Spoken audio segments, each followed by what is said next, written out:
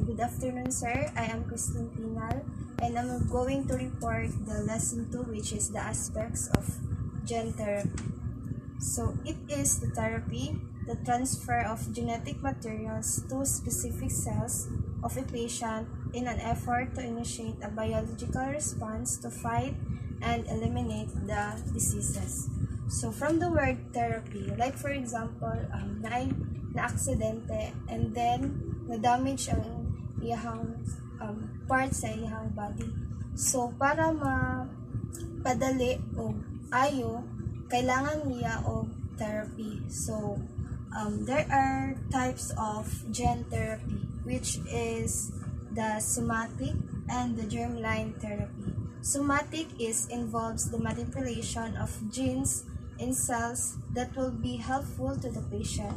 So, isa din itong way ng therapy para pagalingin at paalisin ang isang sakit ng pasyente.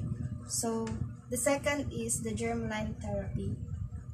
It involves the genetic modification of germ cells or the origin cells that will pass the change on the next generation. So, isa din itong therapy na nagbibigay daan para matugunan at ito ay mapagaling ng maayos ang sakit ng pasyente. So, the next is the stem cell gene therapy.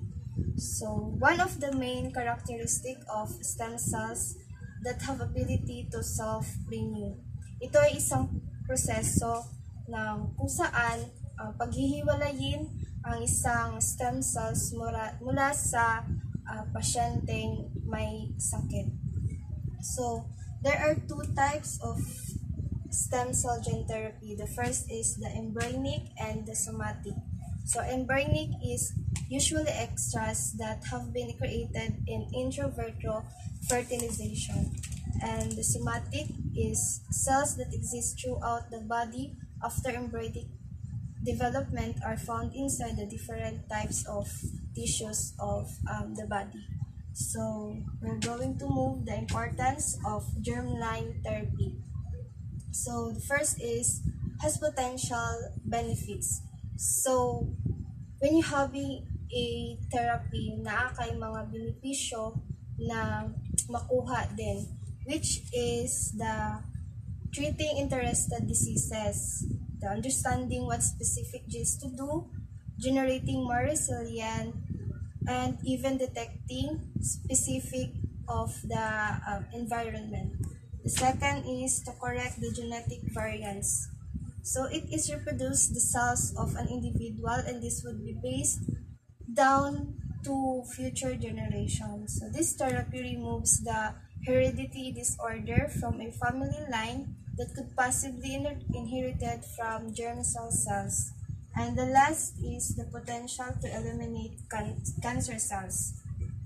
It is a cancer genes therapies may provide alternative when a diseases does not respond to older treatments. So, sa gene therapy is naa siya mga positive aspects na imong makuha, which is the apparent. Apparent means it can wipe out genetic diseases before they can begin and eliminate suffering for future generations.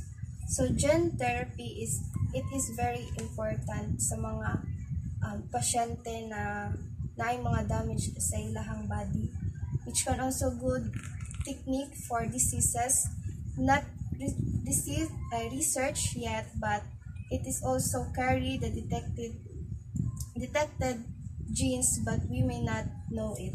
So that's for all, sir. Thank you.